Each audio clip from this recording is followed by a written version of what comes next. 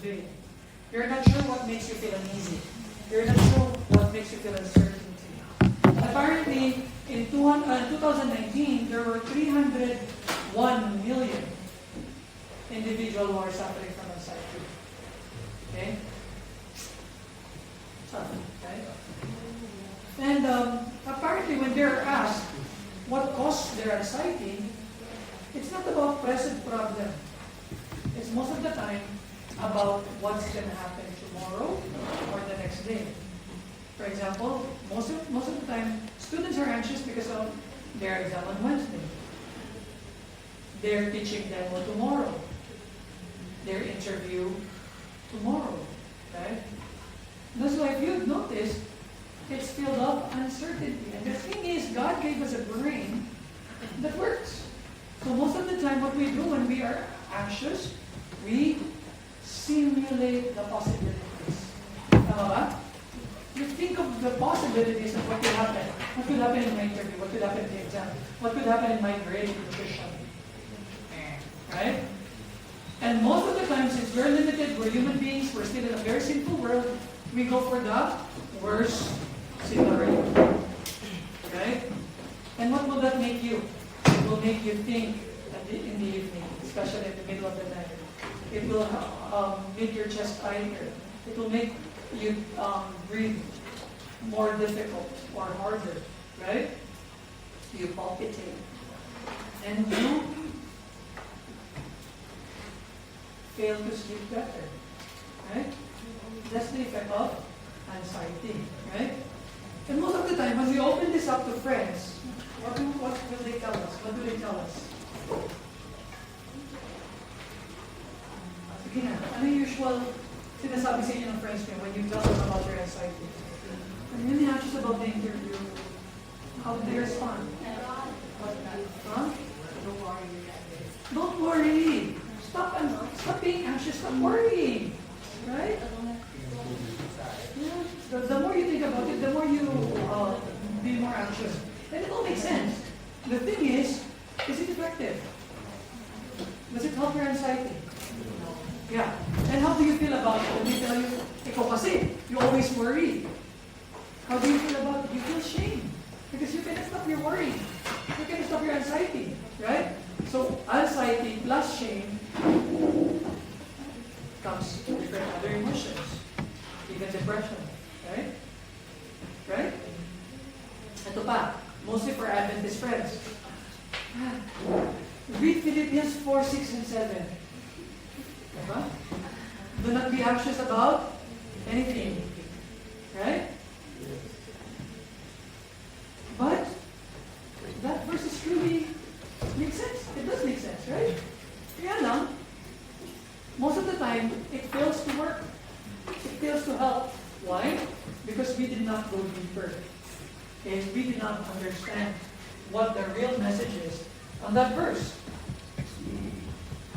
At its core, anxiety is the brain's attempt to solve unsolvable problems, right? The uncertain future. It runs simulations, the what ifs, right? Because the future never becomes certain enough. The anxious loop keeps running. That's why mere exhortation of trust more, stop worrying, stop being anxious, often fails or makes you feel worse, right? And then, like I said, your Adventist friend or Christian friend will tell you, read this. It will help you. So let's read. Philippians 4, 6 to 7. It says, be anxious for nothing, but in everything by prayer and supplication with thanksgiving, let your requests be made known to God. And the peace of God, which surpasses all understanding, will guard your heart and mind through Christ Jesus. Like what I've said, most of the time this fails. Why? Because most of the people, especially when you're anxious, stops on the first 4 words. Be anxious for nothing, or do not be anxious. For you, when your friend tells you this, it feels like stop being anxious kasi. Stop being so emotional about it. And then we try. Sige, I'm not going to be anxious about it.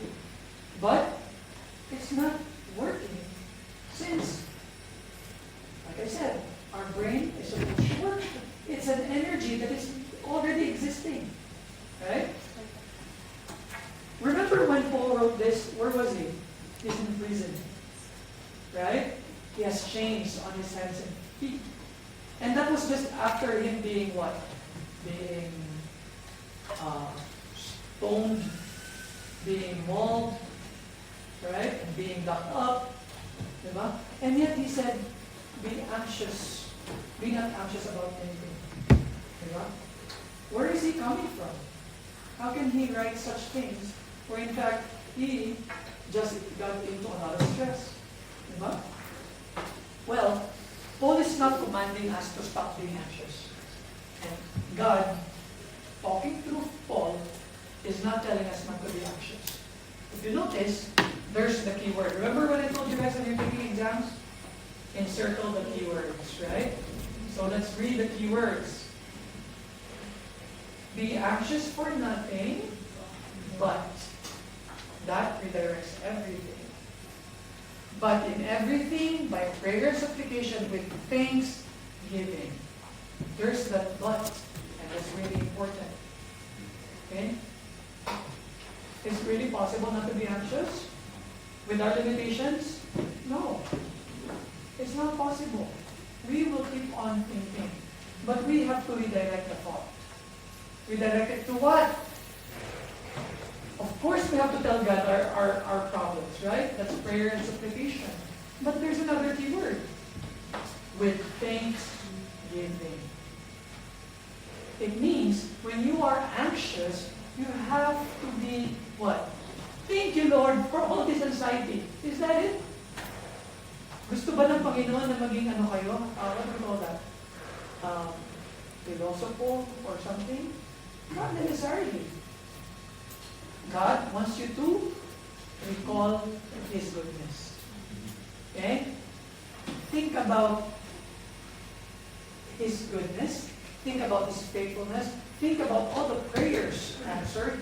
Think about all the success that He has given you. And also, you may also think about, were there times He failed you? Were there times He wasn't there? Were there times He was unfaithful? Remember, when you're anxious, it makes you focus on the storm. It makes you focus on the problem. But when you are thanking God, it helps you focus on the anchor. Right? What do we need if you're in a boat and you're in the storm? You need an anchor. Right? If you know how God faithful is, how God's goodness is, how God has been there for you, then you will be anchored in God. Right? Did you know that in psychology, when they studied what anxiety is, they believe that this is a person experiencing very low serotonin and dopamine, and at the same time, very low supply of GABA. What are these neurotransmitters? When you say serotonin and dopamine, it makes you happy. Smiley serotonin and do it dopamine. Okay? Dopamine push you, serotonin makes you happy. What about GABA? GABA calms you down. It helps you sleep. It's a turn-off neurotransmitter. So when you're anxious, you need GABA so that you won't be anxious, that you will come down. So apparently, there are experiments, and a lot of experiments out there that test how to increase GABA. And you know what increases GABA, guys? Writing down what you're grateful for. It increases your GABA around 20% of its release. And what does GABA make you again? It makes you calm. It controls your anxiety. And when you are at that point that you are thinking of all these positive thoughts, it also increases your serotonin and dopamine, which makes you happy. This is backed up by science. A phrase, a verse written by Paul a long time ago, inspired by God, is now backed up by science, by research. Okay? So with thanksgiving, let your request be made known to God, and the peace of God, which is the reward, and that reward surpasses all understanding, will guard your heart and mind through Christ Jesus. Meaning, guys, once you find your anchor, and once you have told God everything that you're concerned about, mawala na anxiety. It's still there. Being anxious will still be there. But at least you know that you're not alone. But at least you know that you have a God bigger than your problem. But at least you know you have a faithful God who has never left your side. Ever. Right? And that will give you what? Peace. And what's good about the peace? It would guard you from further anxiety. It would guard you from further worrying. Okay? That's why that's important. Thanksgiving. Next, guys, that we have to go back to is request be made known to God. Guys, most of the time when we're anxious about something, it consumes almost everything. Right? Once we are concerned about this big thing, it trickles down to everything. It trickles down about what we just said last week, what we have done the other week, and then we are anxious about many more things. So what God wants us to do is to be more specific of our concerns. Be more specific of what causes us the anxiety. Do not just pray, God, remove my anxiety. No. He wants you to be very specific. Going back to psychology, you know what we call that? Cognitive reappraisal. And apparently, based on research and studies, if you are thinking and literally blurting out your concern, you have better perspective of your concerns. So if you will be more specific what you are asking God, particularly those that cause your anxiety, God will give you better perspective of those concerns. Cognitive appraisal, backed up by science. Okay? And like I said, this peace of God will guard your hearts and minds with Christ Jesus. There is still that anxiety, you will still think of stuff, but at least you know that you have someone to trust, that you are anchored in God, and that you have nothing to actually be worried about. Okay? And that's how it works. Okay? We really have to masticate, digest before we absorb. Like what this L.G. White is encouraging us to do with our food, right? Same as well when we study the Word. Okay? Because the only time they will work is when we understand. And we won't understand it without the Holy Spirit. Okay? To understand God is to have the Holy Spirit with us. Okay? And that's basically it. Okay? It's having problems, but knowing that God will be there for us. Okay? There's this other verse, diba? God was saying there, do not worry about tomorrow, because tomorrow will worry about itself. Right? And that makes a lot of sense. Did God say, do not worry about tomorrow because there will be no worries tomorrow. Just focus on today. No. There will always be concerns because we are in a sinful world. Okay? So there will always be concern. Okay? But what God is saying is focus on today. And trust Him on what you are concerned about today. Okay? Because that will give you the peace of mind that will guard your heart eventually. Okay, so yeah. And I hope whatever your anxieties are, if you're anxious about the exam, you know this, God has been working with you to make sure that we are prepared for that exam. Okay? So that you can keep the grace that you've seen. Okay? And we're trying our best for that. So you don't have to be worried. Okay? You are placed in a university wherein you have the same objectives. For you to learn, for you to be ready for service, for you to be able to serve your God and others. Okay? We have the same objectives. So why should we make it hard for you guys? Diba? Dun pala, God is trying to diminish the words that you are thinking already, that you are simulating in your head. Okay? So just do your part. Just do your part, just do what you can do, and trust God. Because He will always be with you. Okay? So with that, let's bow our heads, let's pray. Our great God, Heavenly Father, thank you so much, Lord, for being with us, for gathering us this morning, Lord, to continue on our review and to prepare us for our exam on Wednesday. Lord, please be with my students. Forgive us, Lord, for any of our doubts, and help us to trust you and to cast all our anxieties to you, Lord, as you have commanded to procedure for us. And Lord, please continue to be with us, and allow the Holy Spirit to be with us, and we can remember everything that we've studied. All this we ask in the name of Jesus. Amen. Okay, so you've seen the list of focus. May tanong pa kanina. Kung nasa loob listahan. Ayan ha. Last week pa po yun. Sino hindi pa nakita ng list of focus? It's okay, you can be honest. Wala na. Okay. Ayan. So it's been there. I hope you've start studying. But today we're going to go through a quick review of the possible stuff that will come out in the exam. Now I will rerun through some of the diet therapies because apparently, remember I collated the 50-point question, the 50-point items for the qualifying last week. I asked the other two CIs for a question.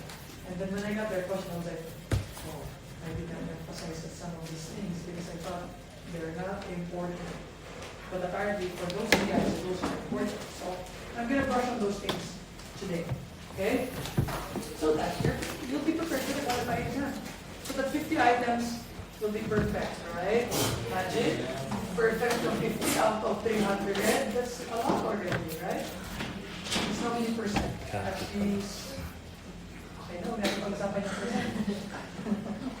Are we good? Okay, so let's start. Nutrition prior to pregnancy. Remember guys, when you take the exam, there will still be calculations. There will still be BMI, BBW, but there's situational. It's not going to be complete for this that you can get all of this. No. It's more of, let's say, there's a 20-year-old female who is with this weight and with this height. What will be the nutritional approach? Something like that. Meaning, you have to get the BMI to know if the patient is underweight or overweight or normal weight, so that you will know what the approach would be. Situations like that. Difficult? Hindi naman siguro, right? Especially if you know the formula. Okay? Okay. So let's start with pregnant women. So for pregnant women, if you're planning to be pregnant, make sure, remind them that weight is very important. Right? Weight is very important. There should be balanced diet. There should be physical activity because we want the individual to be prepared for the delivery. Regular medical care and avoid harmful influences. We all know that if the mother is underweight, there could be low birth weight infant or even a risk for premature babies. And when we say low birth weight infant, there is a failure for them to thrive or failure for them to gain weight. Okay. Also, overweight and obese mother can give or produce big babies or macrosomia. Okay. It could lead to labor and delivery difficulty, even injuries or birth trauma to the shoulder and hips of the babies, or even in their head when they're using the suction, okay, for the babies, and cesarean section. There's a higher risk for that. Now, what will be the nutritional allowances? On the first trimester, it's not a concern. The mother could just stick with the regular caloric needs. But when you get to the second trimester, you add 340 more of kilocalorie. And then in the third trimester, you add 450 more. And most of those would be coming from carbohydrates at around 135 to 175 grams per day for brain fuel of the mom and the baby, as well as to spare protein so that we can support the development of the fetus. Okay? there would be additional 25 grams of protein per day. Still, this is for the development of the baby. Folate and vitamin B12, what is this for? To prevent neural tube defects. Remember the neural tube defects? Pinagpipita oculta, pinagpipita cystica, anencephaly, okay? So those are for the folate and vitamin B12, also choline for brain development, vitamin D and calcium for bones, iron and vitamin C to support RBC production and prevent anemia for the mom, and zinc to boost their immune system. What are the common nutritional related problems for pregnancy? Food cravings, we can't do anything about that. Maybe provide them the food unless it's bad for them. And aversion, just move away from the aversion because they would have nausea and vomiting if you don't take away the food that they don't like. Non-food cravings, the problem with this is it could be toxic or dirty, right? So let's not encourage having pica. What about for early morning sickness? Early morning sickness, guys, make sure that they change their position slowly and that you give them dry toast or crackers, meaning non-greasy, non-fatty food, chew gum or suck on hard candies, and small frequent feeding. All of this will relieve their morning sickness or nausea and vomiting in the morning. Okay? Heartburn. For heartburn, because of the big tummy, okay, eat slowly, chew food thoroughly so that it would be small. Okay? Avoid spicy, greasy, fatty, carbonated, caffeinated, meaning bland diet, non-irritating diet. Then wait an hour before lying down and wait for 2 hours before exercising. All of this can help heartburn. What about constipation? You want your water-soluble fiber in your food. So eat foods high in fiber, so add more fruits and veggies. Be active, because being active increases your peristaltic movement. Increase the fluids to maintain the softness of your poop and respond promptly to urges so that there will be no further absorption of water, so that your poop won't be hard. Okay? Problems in pregnancy. If you have pre-existing diabetes, then you have the higher risk to be obese or overweight, or to have babies who are big or macrosomic. The problem with macrosomic baby, cesarean section or injury during childbirth. We good. Next, gestational diabetes. Gestational diabetes can develop during pregnancy if you're eating literally for 2 people. Because of that high calorie, eventually your body will have hyperglycemia and you will develop diabetes. Once again, there's a higher risk for developing big babies or macrosomic. What about hypertension? Hypertension can develop during pregnancy because of hormonal changes. Usually 140/90 or above 120. Now, what will be the dietary approach for people or ladies who are pregnant with hypertension? Dietary approach would be your low salt, low fat. Low salt, low fat diet. Okay, this is so that there will be lesser risk for hypertension. Now, there are other 2 concerns when it comes to pregnant women. Pregnant women can develop hypertension with proteinuria and edema. What do we call that? Hypertension, proteinuria, and edema. We call that preeclampsia. Okay, it's very common. It can even lead to blindness and seizures. Now, if there's blindness and seizures, then that's what we call eclampsia. It's not preeclampsia anymore. It's eclampsia. Okay? What approach? Same. Low salt, low fat, high fiber. Okay? Are we good? And then, of course, there could also be substance use, which can further cause hypertension or any heart problems because of the smoking and drinking. For lactation, for the mother to produce at least 850 of milk per day, we can give or add 1,000 calories. Okay? And then make sure that there's an extra 20 grams of protein, which will be needed by the baby for their developing body. Calcium and phosphorus for the bone development of the baby. Vitamin A, about additional of 2,000 international unit. Okay? And of course, B vitamins and vitamin C. And of course, fluids. Fluids helps in the production of milk. And this would go out with your milk for the baby. So what are the benefits of breastfeeding? For the infants, guys, it gives all the nutrients that the baby needs in high bioavailability, meaning the baby has the right enzyme to digest and absorb all the nutrients that is necessary for them from the breast milk. Okay? It provides hormone to promote physiological development, improves cognitive development, protects a variety of infection and illnesses, remember, particularly lungs and GI problems, may protect against some chronic diseases such as diabetes, obesity, arteriosclerosis, asthma, and hypertension. Why? Because it's enough. It's not beyond your calorie, it's just enough. Okay? You can only produce chronic diseases if you are having too much of your macronutrients. Are we good? And then it protects against food allergies. Why? Because it's just milk. You have the right enzymes for the milk. And then supports healthy weight and reduces the risk for, what is SIDS again? Sudden infant death syndrome. What about from the mother? From the mother, it would stop the bleeding by continuous contraction of the uterus. If someone is sucking on their nipples, or if their nipples are stimulated, their uterus contracts continuously, which stops bleeding, which delays ovulation, so it's a natural birth control, which conserves your iron stores because the women will not be bleeding, because they won't be menstruating. Are we good?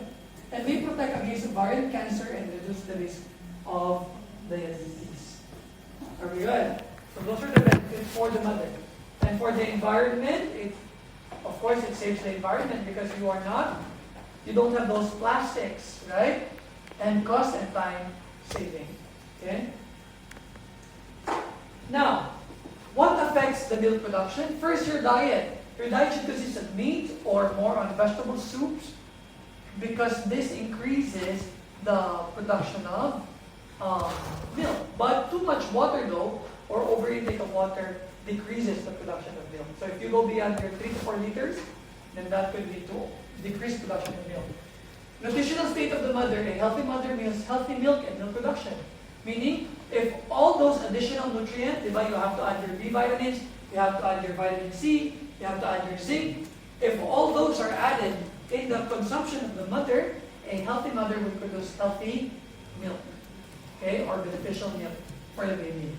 Emotional state and physical state. If the mother is stressed, if the mother is anxious, there will be lesser milk production. Okay? Suckling. If there's continuous suckling from the baby or from the father, jokes lang, there will be continuous production of milk. Is it good? And then, use of contraceptives and drugs may decrease the production of milk. Are we good? Next is infancy, kneeling. Okay? The best nutrients for your infant, especially up to 2 years, is your breast milk. Okay? It's enough for them. They have the right enzyme for that. That's why we are encouraging an exclusive breastfeeding up to 2 years of age. But some will just end until 6 months. Since you can start feeding solid foods at 6 months. Now, we can also go for bottle feeding. But the problem with bottle feeding is, of course, we're using formula, which is very high in calorie coming from carbohydrates and fats. And that can lead to chronic diseases to children who are bottle fed. Or you can go for mixed. Okay, mixed could be complemented or supplemented, meaning those that cannot be provided by the mother can be exchanged with bottle feeding. Are we good? Okay. So, nutritional approaches are focused. Higher fluid needs. Remember, your baby's weight is 80% water. Not just 60 like us, but 80%. So make sure that they have enough water. Okay? At birth, they would be needing 300 to 500 kilocal per day. At 12 months, around 800 to 1,200 kilocal. Second to seventh month, 120 kilocal per kilogram body weight. And 7 to 12 month, 100 kilocal per kilogram body weight. So you have to calculate when it gets to this month. Okay? Now, the thing is, what is the expected what's the expected increase in weight? For the first 6 months, it should be double the birth weight. And then on the first year, triple. And then on the second year, or 24th month, quadruple, okay, of the birth weight of your baby. Feeding every 2.5 to 4 hours, or let's just say every 3 hours. Okay? Now for feeding, it has to be by demand. Let your baby ask for it. Okay, you don't just feed and feed and feed by schedule. Especially if it's breastfeeding, you can just feed when they ask for it. Okay? Now, make sure that you burp every after feeding to prevent colic, regurgitation, and vomiting. Okay? Regurgitation is expected but can be prevented by burping. Okay? Solids start at 6 months and you can introduce cereals, fruits, vegetables, and string meat. But make sure that you introduce one food at a time every 5 days. This is to prevent what? Allergies. Very good. That's to prevent allergies. Okay? Eruption of teeth start at 7 to 9 months. That's why we start introducing solid food at 6 months. So common nutritional related concerns for babies is still iron deficiency anemia. Especially when they're losing the blood coming from their mother already. And it's hemolyzing. Okay? The reason why babies would turn yellow when they're born after a few days, it's not because they are sick. It's because the blood of the mother is hemolyzing. So there will be the release of bilirubin, and the bilirubin can be deposited in their skin, thus giving them a yellowish discoloration. Okay. Also, so iron deficiency anemia is very common. So make sure that your milk would have enough iron by the mother taking enough iron. You guys get that? Okay. Moving on. Bottle mouth syndrome is common for bottle-fed babies because milk formula is high in sugar, and since that bottle will stay in their mouth for the longest time, it will what? It will allow bacterial growth, causing decay on the baby's teeth. Okay? Vomiting or regurgitation of food content is usually prevented by burping. Okay? And then allergy. How do we eliminate allergens? By introducing one food at a time. How many days again? 5 days. 5 days. Very good. Allergies, so that's it. Constipation, because of the immature GI tract, very little peristaltic movement. Make sure that the baby is active and receiving enough water. And then lastly, colic. How do we prevent colic? By burping. Okay? Toddlers. Toddlers may start eating adult food. They may start eating themselves as well. Eating by themselves as well. There we go. So that autonomy should be practiced. Diba? They are practicing autonomy versus shame and doubt. They're practicing autonomy, so let them be. Now, food refusal is pretty common. So what do? Give them choices. Okay? Also, guys, meals should be short because they have short attention span. The calorie that they need is 1,000 to 1,400 kilocalories per day with iron to prevent IDA or iron deficiency anemia, calcium to strengthen their bone, and vitamin C and vitamin A because, guys, it is during this age wherein their eyes mature. Their eyes are literally blurry when they are toddlers. But because of your supplementation of vitamin A, it will be corrected. Okay, and their eyes will mature. Are we good? Yes. So how do we feed a toddler? Make sure that every mealtime is a pleasant experience. So do not scold, but also do not use food as a reward. But make sure that it's a pleasant experience. Make sure that everyone is smiling, no scolding, and the food place is conducive for eating. Okay? Offer a variety of simple, attractive foods in small portions. Avoid mixing them up or combining them because they want food that they can see, that they can appreciate, that they can run around with. That's why most of the time finger food, vegetable sticks, fruit sticks, nuggets, di ba? Ganyan tayo magbigay sa mga toddlers so that they can run around with their food.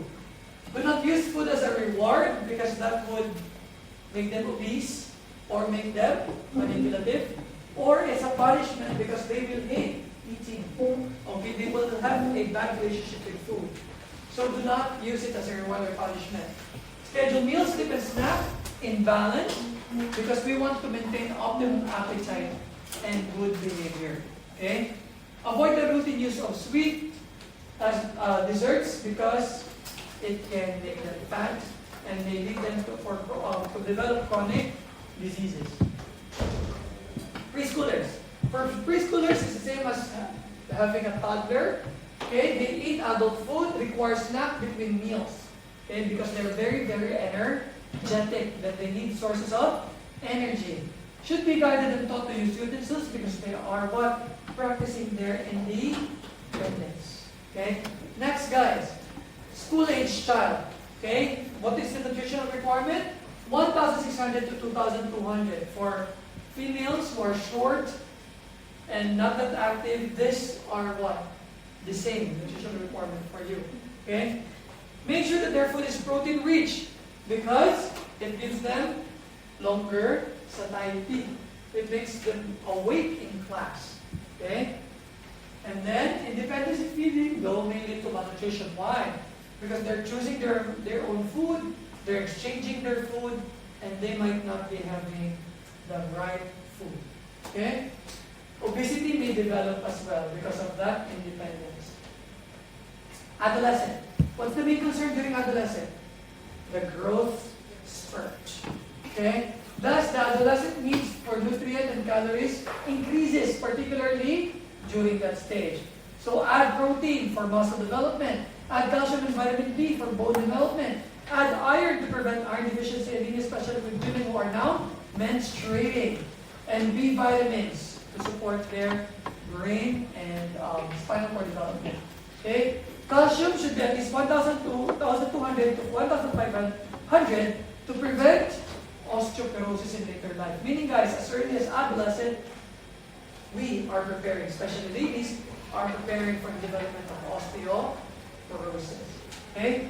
Peak bone mineralization, 12.5 years in girls. That's why at this age, they're taller than you guys. And 14 years for boys. And at that age, we become taller than the ladies. Are we good? Yes. Common nutritional related concerns. Independence and psychological status may put them at risk for obesity, anorexia, and bulimia. Independence, because they have their own choices, and psychological status. Some people who are eating their emotion will end up obese. Some people who are not eating at all or pressure from friends may end up having anorexia nervosa and bulimia. Are we good? Okay. Do I have to explain why?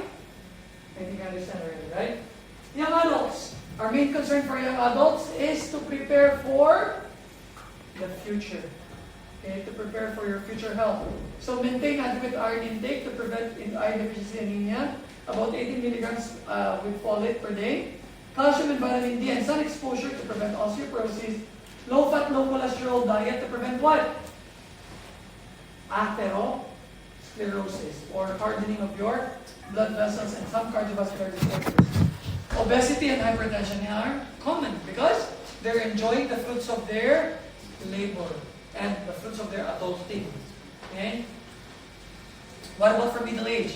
What are we preparing for? The decrease in metabolism. So make sure that there will be limited cholesterol and caloric intake. A lot of fluids because at this age, constipation is pretty common. Postmenopausal women should take calcium and vitamin D to prevent osteoporosis and taking vitamin A, C, and E to prevent heart diseases and development of cancer. That's what we're prepared for when we are in the middle age adult. Any questions so far? Moving on, older adults.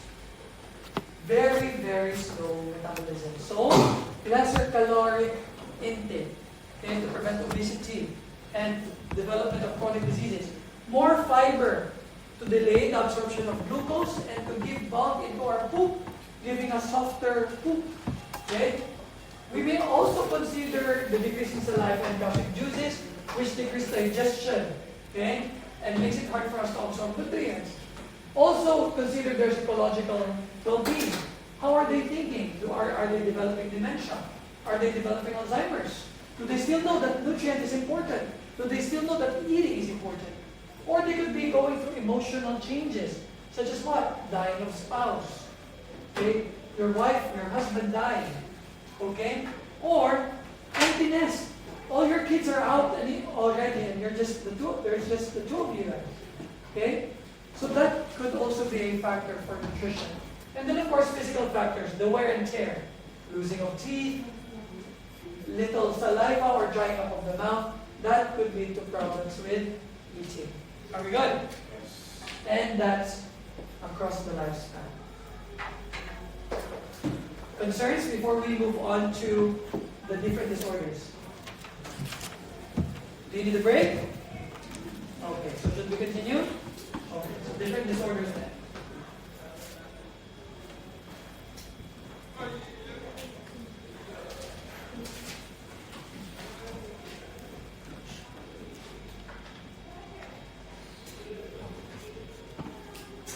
So you have the list, right?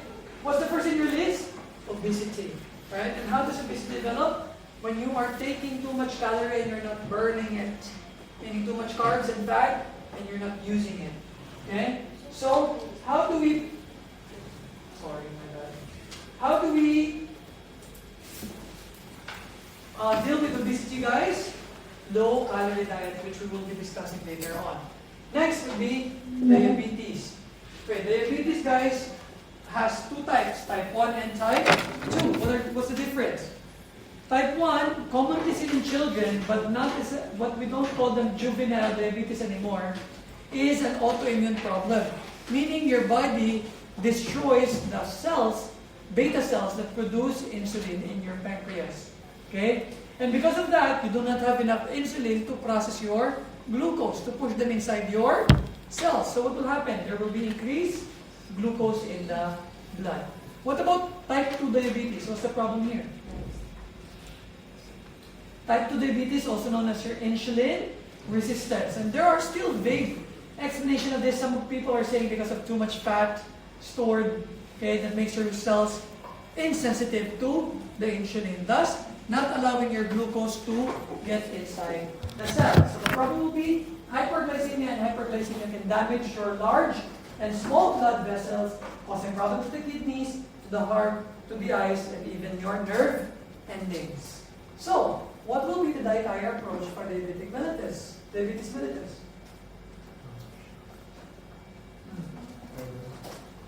Anong nutritional approach? Low sugar. Okay, we call it DM diet. DM diet still have the same macronutrient distribution. So meaning, for carbohydrates, how much do we need? Macronutrient distribution. For carbohydrates, how much do we need? 60%. Very good. For fat? 25. For protein? 15. Very good. But what should we do is to replace those simple sugars that we give under carbohydrates should be replaced with complex carbohydrates. Simple sugar should be replaced by complex carbohydrates. And your saturated fats should be replaced by unsaturated or polyunsaturated fats.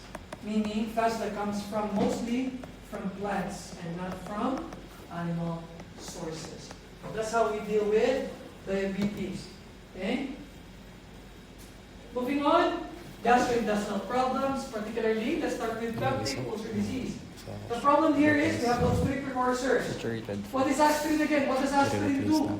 So that it would lead to the development of peptic ulcer disease. Guys, what does aspirin do? Come on. Kalimutan niyo na? Hala. Sino nag-report dito? Kayo, di ba?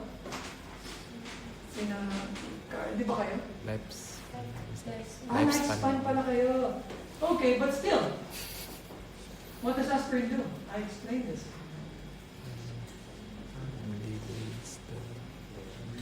Nako. Okay, aspirin in NSAIDs, it blocks the work of your prostaglandin. So prostaglandin is necessary in the development of mucus. And what does mucous membrane do? It protects your gastric lining from the hydrochloric acid. So, imagine if you've been taking, for the longest time, NSAIDs and aspirin, it blocks the work of your prostaglandin. What will happen to your mucosal layer? It will become thin, or even expose your gastric wall to the hydrochloric acid. Also, H. pylori infection. H. pylori is normal flora, but if our immune system won't be able to control the number of H. pylori, that can lead to infection, and that infection can lead to damage of the mucosal layer, causing what? Direct exposure of what? Your gastric wall with hydrochloric acid. And then lastly, hypersecretion of hydrochloric acid. When you're stressed, your body tends to produce more hydrochloric acid. So imagine, you have an H. pylori that irritates your mucosal layer, you have aspirin that thins out your mucosal layer, and then you have increased hydrochloric acid that destroys or damages your gastric wall. You will definitely develop peptic ulcer disease. And what are the manifestations of peptic ulcer disease? Imagine your stomach wall being digested by itself. So there will be burning stomach pain, feeling of fullness, bloating and belching, fatty food intolerance, and heartburn, and even nausea. With that in mind, guys, what will be the dietary approach? Is there inflammation? Is there inflammation? Yes or no? Yes. So if there's inflammation, we want to put that part of the body at rest. How do we put that at rest? What should be the diet? Okay. Considered, but not the reason. Okay? Once again, I'm talking about stimulation. What would lessen the stimulation so that you can put that part of the body at rest? Low residue diet or low fiber diet. Without the fiber, without the residue, there would be lesser stimulation, thus lesser peristaltic or churning and turning of the stomach wall. Are we good? But what about bland diet? You answered bland diet. That's true too. This is to prevent further irritation. Okay, there's a big difference between further stimulation and further irritation. What stimulates? Fiber. What irritates? The spicy, caffeinated, carbonated, greasy, fatty foods. Are we good? Yes. You see the difference? Yeah. Okay. So that's peptic ulcer diseases. Next, diverticular disease. This is when you are a meat eater or you have too much bulk in your poop that your lower gastrointestinal system is working too hard, that the gastric wall, sorry, not the gastric wall, but that the colon wall pouch out. Okay, created pouches, balloons out. Okay? And those ballooning out is asymptomatic. You don't even know that you have diverticulosis. You would only know that you have diverticulosis if feces becomes trapped in it or microorganism becomes trapped in it, and you, because of the infection, develop an inflammatory response.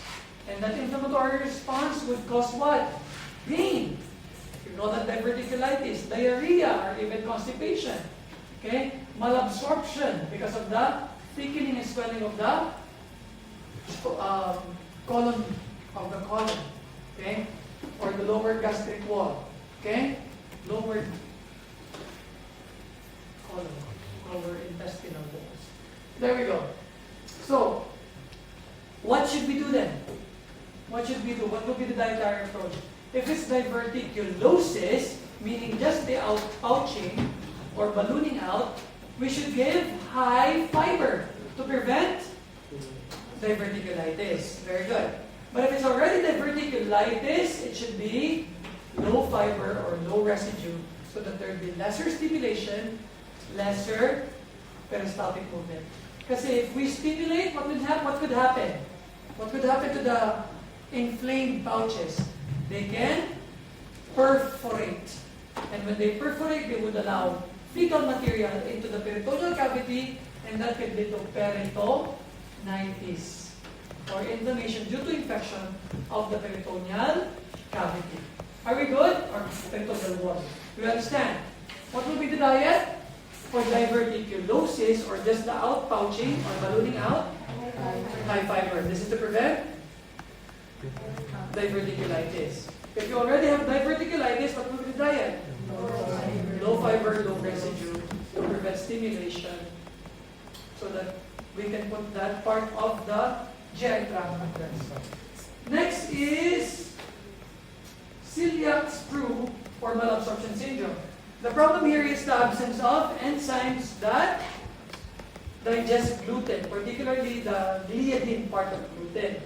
The gliadin part of gluten activates an inflammatory response that causes diarrhea and pain on a patient with celiac sprue. So gliadin activates the gliadin reactive T cells, which causes B cells to produce what? Autoantibodies. Meaning these are what? Autoantibodies that destroys your own cells. That's why there's inflammatory response. It's not necessary, but it produces an inflammatory response, causing diarrhea and pain in the patient with celiac sprue. So how do we prevent those inflammation? What will be the diet? Gluten-free diet. Very good.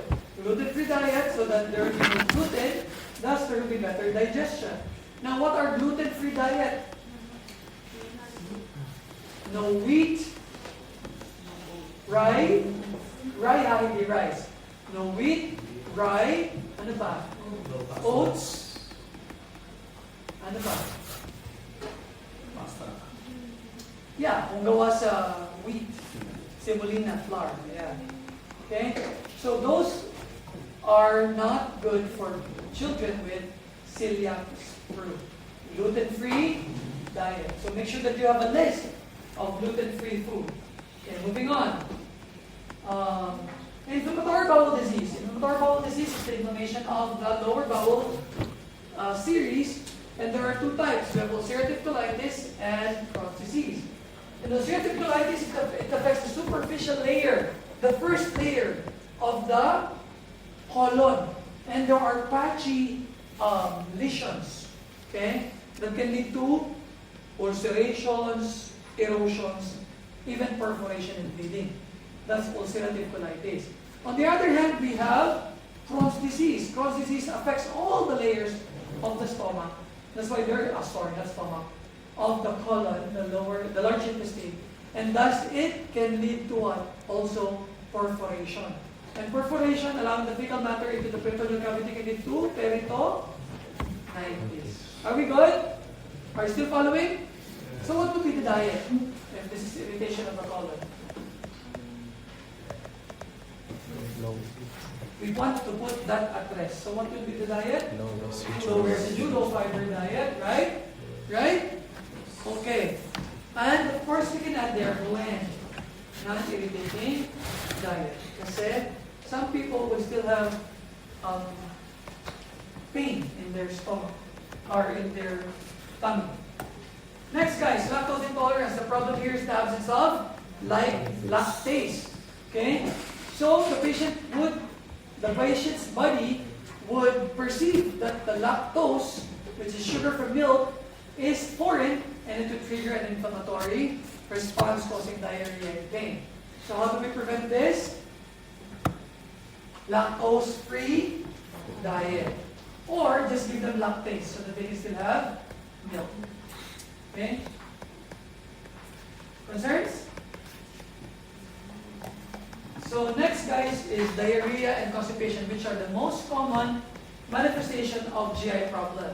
Let's first talk about diarrhea. Diarrhea can be acute or chronic, which means if it's chronic, you have possibly lost a lot of fluids already. Now, if it's acute, we want to relieve or put the stomach at the rest. So, what will be the diet if you have diarrhea? Low fiber, low residue, initially, right? Especially if there's pain. But mostly, guys, actually, we encourage fiber to harden or to give bulk on the poop. But before we do that, we allow them to have diarrhea first. Why? Because it's the normal way of body to remove toxins and foreign bodies. Okay? And then eventually, we can give high fiber diet, or let's just call it, starting with letter B. What diet is that? Bread diet, which includes banana, rye, apple, and tea or toast. Banana, rye, apple, toast. Bread diet. Bread. B-R-A-T. Bread diet. Are we good? Okay, what about if it's constipation? Constipation, we have atonic, spastic, and obstructive. If it's atonic, meaning there's no peristaltic movement, then we should stimulate the peristaltic movement. So what should we give to stimulate peristaltic movement? Fiber. High fiber diet can be given so that the stomach, or rather the GI tract, can be stimulated for movement. What about spastic? Spastic, narrowed. Narrowed because of spasm. It means, guys, that you need to increase their fluids and then high soluble, water soluble fiber to maintain the softness of the poop. So that even if it would pass through narrowed or spastic colon, it would still push through without causing any difficulty. Are we good? And then lastly, obstructive. If it's obstructive, what can we give? Clear liquids. Okay? What about intestinal gas? What do we give? What do we do? What do we do for intestinal gas? We remove gas-forming foods such as root crops. What else? Beans, dairies, and green leafy vegetables. Hemorrhoids, guys. What is hemorrhoids? Hemorrhoids is the engorgement of the blood vessels within your anus or your rectum. And this is caused by what? Caused by what? Repetitive constipation. You tend to do Valsalva maneuver, or you tend to strain. The more you strain, the more your blood vessels become engorged. And you have two types of hemorrhoids. You have external, which is usually itchy, painful, and there could be bleeding. While you also have internal, which is usually painless, with painless bleeding, and it can prolapse. And how to be grade? Grade 1, not prolapsing at all, meaning it doesn't go down and say hi from your anus. If it's grade 2, it says hi but pops back in. So it pops back, it pops out, then it pops back in. Okay, automatically that's grade 2. If it pops out and you have to push it back in, that's grade 3. If it doesn't go back in, even if you try to push it back in, it's grade 4. So how do we prevent hemorrhoids, guys? How do we prevent? High fiber diet. What about if it's in acute phase? There's irritation. High fiber pero bland diet. You good? Then we also have internal hemorrhoids, which I already explained, and thrombosed hemorrhoid, which is it has bleeding inside the rectum. Next, guys, are the problem with the liver, gallbladder, and pancreas. Let's start with the liver. Hepatitis A is bloodborne, not bloodborne, fecal-oral route. I don't have to explain that, right? Meaning you have to clean your food. Okay? Meaning flies cannot touch someone's poop. My bad. The fly should not touch the poop of someone who's infected, and it might go to your food because that could transmit the microorganism. What about hepatitis B? Hepatitis B is bloodborne. Hepatitis C can cross the placenta. At the same time, it can cross liver cirrhosis. And hepatitis B only occurs or develops when you already have hepatitis B. You understand? Okay. So what will be the diet for hepatitis? Now do remember that your liver has a lot of function. Can you name some? Protein synthesis, fluid regulation, storage of vitamin A, D, and K. Ano pa?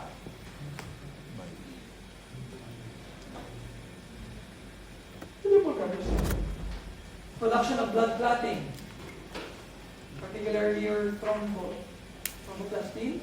Ano pa? Conjugates your bilirubin, right? So, it has a lot of function. Now, what will happen if you have hepatitis? It will alter those functions. Even carbohydrate metabolism is work of your liver. So, if that happens, if you have hepatitis, you would have decreased energy because you have poor carbohydrate metabolism. You would have low energy because you have very poor fat metabolism. You won't have vitamin A, D, and K. You would have bleeding. Okay? And the worst is, if you have hepatitis C, that can develop to liver cirrhosis. And liver cirrhosis is when your liver becomes too scarred, that it's not doing its job, and it is poorly filtering your blood, or allowing blood, that causes portal hypertension and causes ascites. Okay? So what will be the diet for liver cirrhosis and hepatitis? High calorie, through high carbs. Ano pa? High carbs, moderate protein, low fat, if you do not have any protein-related complications. But if your patient will develop hepatic coma, which means too much ammonia causing toxicity in the brain, causing tremulous, disorientation, confusion, and coma, then that's the time we will give high calorie, high carbohydrate, low protein, low fat diet. And then include vitamin A, D, and K. Are we good? What's the diet again? Especially if there's hepatic coma. High calorie, high carbs, low protein, low fat. Give vitamin A, D, and K. Are we good? Okay. So, what's next? Cholecystitis, cholelithiasis. What is this? Cholecystitis is the inflammation of the gallbladder, while cholelithiasis is the formation of stone in the gallbladder.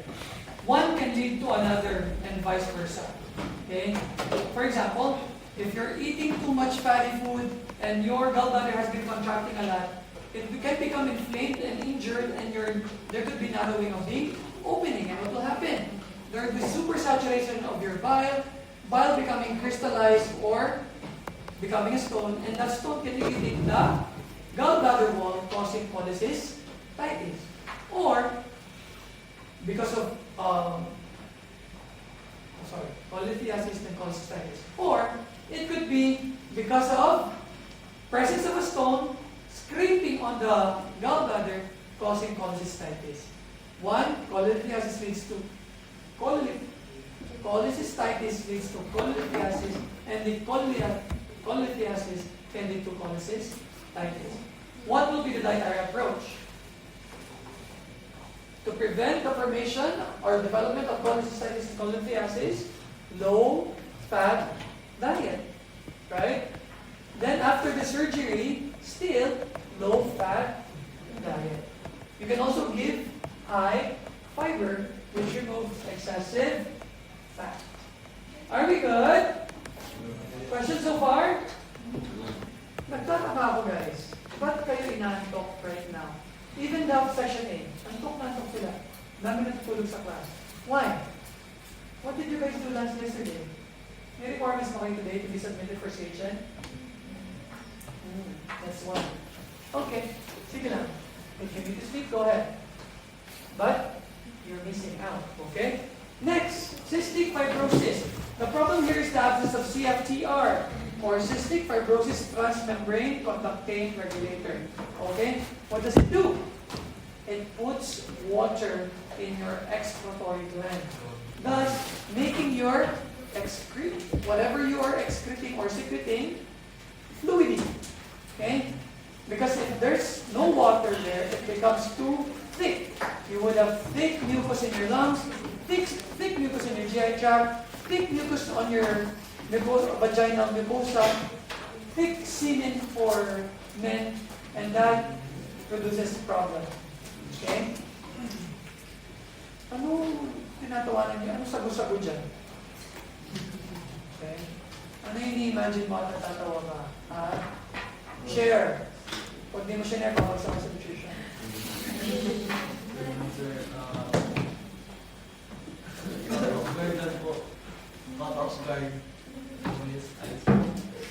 Dahil sa thick semen? No po. Okay, fine. Ba't pula mo na? Okay. Sorry. Okay, so there will be problem. Problem in the lungs because you would have what? Mucus plugs in your lungs. If you have mucus plugs in your lungs, it means that you cannot expel out carbon dioxide and you cannot take in enough oxygen. If you have thick mucus in your GI tract, absorption problem.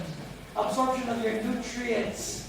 Okay, all of them could be problematic. Or if you have thickness of mucus in your vagina, women, sex can be very painful for you. And for us men, we're not going to be that potent because our sperm cannot swim on a very thick semen. Okay? So what will be the dietary approach? High calorie, high carbohydrate, high protein, high fat, a lot of fluids. Initially. But if your patient is producing metabolic acidosis, then that will be high calorie, low carbohydrate, high protein, high fat, and then increase in water. Okay? Ayan o. Ito, high calorie, high protein, low carbohydrate. Why low carbohydrate? Because you want to prevent acidosis. A carbohydrate produces carbonic acid kasi. Are we good? Yes. Bala kayo dyan, ha? Next, cardiovascular diseases. What causes atherosclerosis? Too much cholesterol, which create plaque. Plaque eventually creates obstruction.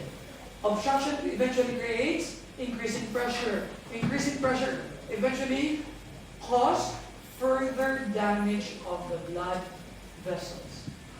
On the part wherein there's pressure, hypertension. On the part wherein there's poor circulation, other problems such as myocardial infarction and angina. What's angina? Angina is because of poor circulation of oxygenated blood in the tissue of your heart, muscle tissue of your heart, that instead of aerobic metabolism using oxygen as a source of energy, your muscle tissue will redirected or will choose to do anaerobic metabolism. And what's the byproduct of anaerobic metabolism? Starting with letter L, 2 words, LA. Oh my God, guys. What's the byproduct of anaerobic metabolism? Biochem pa lang, alam na to.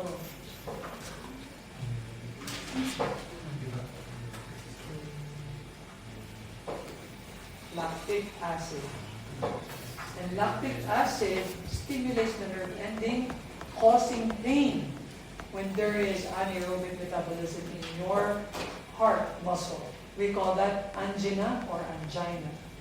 Hindi vagina, angina. Okay, or angina. Or, if there's further poor circulation, it can lead to muscle death. We call that myocardial infarction. What will be the diet to prevent atherosclerosis? Low fat or low cholesterol diet, high fiber diet. What will be the diet if you develop hypertension? Low salt, low fat, high fiber diet. What will be the diet if you have myocardial infarction? Same with all those stuff that we have mentioned, but also you have to consider lessening the workload of the heart. So how do we lessen the workload of the heart, guys? No additional fluids. So low sodium, fluid restriction, avoid caffeinated food and beverages. Why? What does caffeine do? It causes palpitation. Alright. Are we good? We're done with cardiovascular disorder. Next, congestive heart failure is when your heart fails to empty its chambers, causing it to pull and push back. If it's right side, pushing back the blood to the system. If it's left side, pushing back the blood to the lungs.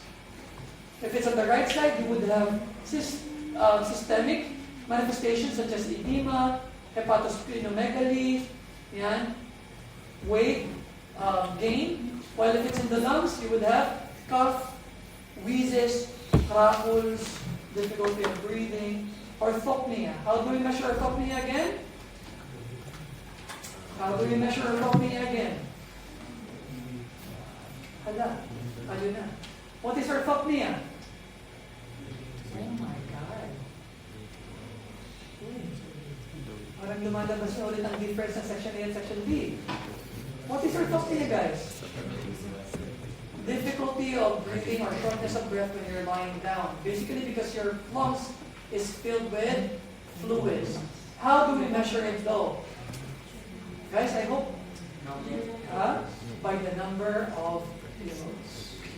Meaning, the more you are propped up, the more severe your orthopnea is. Are we good? Okay, so what will be the diet for congestive heart failure? Literally, this is fluid volume excess. Fluid volume excess. Sodium restriction and fluid restriction. Okay?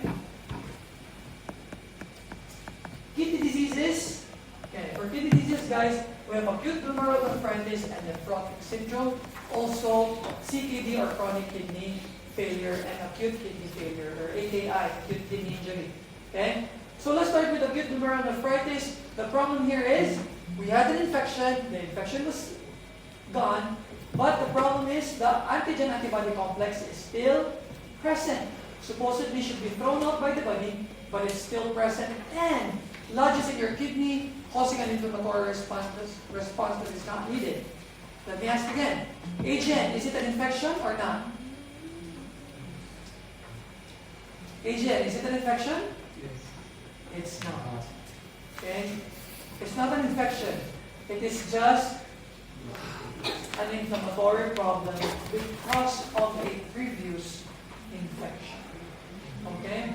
So what happens is your glomerular basement membrane becomes inflamed, which inhibits the filtration, so you're not producing enough urine, and you're not throwing out nitrogenous-based products such as, what are the two nitrogenous-based products? Urea and creatinine, or you can also add ammonia there. But ammonia usually is dito. Okay? Anyhow, yeah. And then you're not producing enough urine. So meaning, there's too much water in your system. You may develop hypertension, and you may develop azotemia. That's because of the inflammation. But of course, also because of the inflammation, it allows the glomerular basement membrane, allows large molecular weight substances to come out, such as your RBC and your albumin. Meaning, guys, you are losing albumin. What will happen to your osmotic pressure? Kalimutan na. What will happen muna sa osmotic pressure? Increase or decrease? Decrease.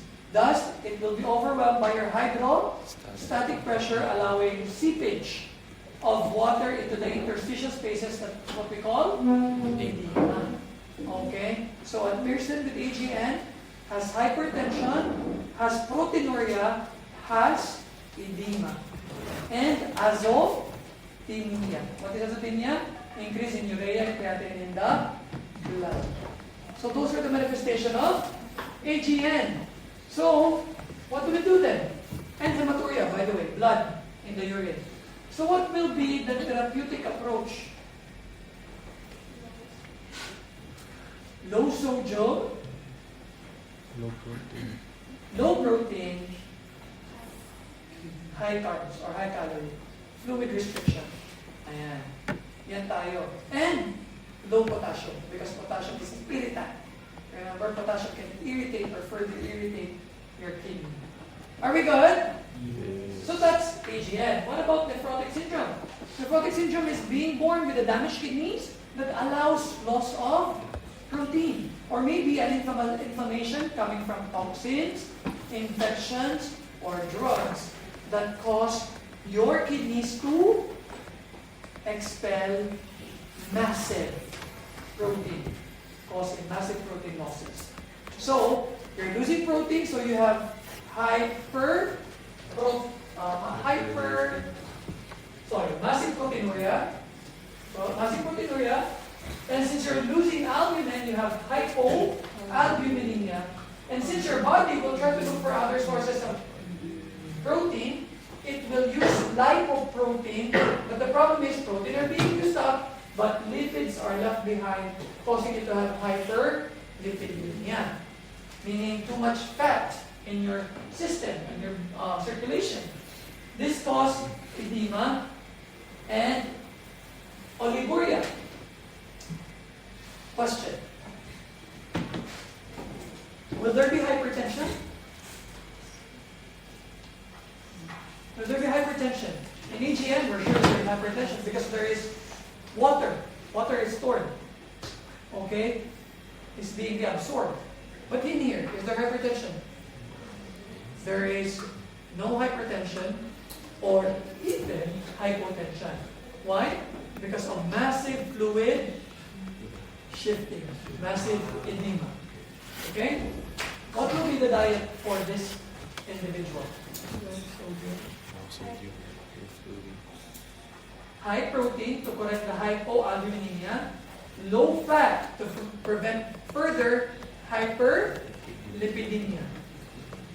Should we give low sodium? Yes. Okay? And high calorie. Okay? That's it. Basically. Okay? Are we good?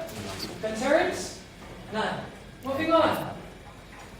Acute renal failure, nowadays is called acute kidney injury, is when the kidney becomes damaged because of a lot of factors. Toxins, infection, poor circulation, obstruction. Okay? So all of those can lead to acute kidney injury, which can lead to 3 phases. Oliguric phase, wherein because of the damage in your kidney will not be producing urine and will not be expelling out byproducts and nitrogenous waste products. Then eventually it will heal, and then it will become diuretic phase. Diuretic phase, this time around, it allows you to lose fluids, electrolytes, and everything because it's healing. And then recovery phase is when you are fully healed. Okay? What will be the dietary approaches? During acute phase. Acute phase, you're not producing urine, very little, oliguric. Diba? Oliguric phase. No sodium, fluid restrictions. Okay? Possibly low potassium to lessen the irritation. And most likely low protein as well. Okay? Because of the possible azotemia. What is azotemia again? Accumulation of urea and creatinine. What about during diuretic phase? Now you're losing everything. Replace fluid losses. Okay? There you go. What about in CKD or chronic kidney disease? Chronic kidney disease is irreversible. Unlike AKI, that's reversible. But in CKD, it's irreversible, meaning it's totally damaged. Okay? Meaning, you will have a problem in removing nitrogen-based product. You would have a problem in removing excessive fluids. And you would have a damaged kidney. So what will be the diet, guys? High calorie, low protein, because of the excessive nitrogen-based product, low sodium, fluid restriction, low potassium, because potassium are irritants. Are we good? Good luck ha. Yan, nakalimutan niyo na. And we're back to Sir Raul's list. First in the list would be bland diet. Bland diet, once again, are non-irritating diet, which are non-spicy, non-carbonated, non-caffeinated, non-greasy food. Indicated for people with gastric and duodenal ulcer, gastritis, and any irritation within the GI tract. Are we good? Yes. Okay. Next, guys, is restricted or residue-restricted diet. This diet includes only food which are easily digested and are almost completely absorbed. So, if you notice, fruits, you eat it. If you only ate fruits, you don't poop that much because everything is digested and absorbed, thereby leaving minimum amount of residue in the intestinal tract. So, this is basically fruits and some vegetables, less on insoluble fiber. So, huwag ka muna magmalunggay. No corns, no malunggay, no bran, no wheat, because they add bulk or residue in your food. Next, minimum residue diet. This is very restricted in the allowance of fruits and vegetables that is very low crude fiber content. Foods omitted include those of moderate to high content of fiber, particularly insoluble fiber. So yun nga, bawal muna si malunggay, corn, and whatnot. Moving on. To whom are they indicated to? Okay? Diarrhea, to afford rest. So initially, we allow the diarrhea and we don't want the poop to become solid yet because we want to remove the toxins and microorganisms. So this can be given to them, to those with ulcerative colitis and any other inflammation in the GI tract. Next, guys, is low residue diet. What does it mean? Okay? The diet is somewhat more liberal than the minimum residue diet in that it allows low fibered vegetables and fruits. So pwede na. Okay? Whole or skim milk may be allowed so that you can have your protein sources given to people with chronic diarrhea and ulcerative colitis. Next, guys, is low fiber diet. Okay, the fiber diet is one which choice of fruits and vegetables is limited. Okay, to those low in cellulose, meats, fish, and poultry is allowed. To those that contain minimum or tough connective tissues. So bawal ang matigas. We cannot eat old meat, old animal meat, because they can be tough. So usually ito yung mga young calf, young pork meat, because they have some muscle tissue. Okay? Milk is allowed. The low fiber diet resembles the low residue diet in many ways. Okay? So they are similar. Next, dietary management for DM. What do we do for DM diet, for those with DM? Same distribution. 60% for carbohydrate, 15% for protein, 24% for fat. But what should we do, sir, if it's the same? Make sure that you replace simple sugars with complex carbohydrates. Very good. And saturated fats with unsaturated fats. That's what we do for DM diet. Okay? What if the patient is experiencing hypoglycemia or insulin shock? It is when their sugar goes below 70 milligram per 100 ml of blood. So what do we do if there's a blood sugar? They can be stuporous or insulin shock pala to. Meaning hypoglycemic. So hilo-hilo lang. They can become dizzy because of hypoglycemia. What do we do? We give them 50 grams of carbohydrate through fruit juices, sweetened fruit juices, regular soft drinks, give them candy, honey, or any syrup, like simple sugar syrup. Those, you guys love milk teas and coffee, right? The simple sugar that they're placing there can be of help to these people. Alright? Now, the patient should be aware that there's a risk, especially if they're taking insulin. So make sure that they have hard candies in their pockets. Next, guys. What if the patient experiences hyperglycemia or diabetic ketoacidosis? The only solution for this is give them insulin and glucose. Insulin, so that we can push the glucose inside their cell, and some glucose, so that they would end up hypoglycemic. You guys understand? Insulin and glucose. Next, guys, low-calorie diet. also known as your caloric deficit diet. This is when you will only have, how much? Mamaya pa yata. Okay, this is for people who are trying to reduce weight, and the normal reduction of weight is half pound to 1 pound per week. Okay, if you're losing too much per week, then that should be monitored. Okay, so for low-calorie diet, this is indicated for people who are trying to lose weight, people who are hypertensive, those with arthritis, because we don't need too much of. If you're arthritic, if you have arthritis, your joint should not receive too much weight, so you have to lose your weight. Okay? And for diabetic individual, common diets are in the list. Okay? Next, guys, fats and saturated fats are good fats, such as omega-3.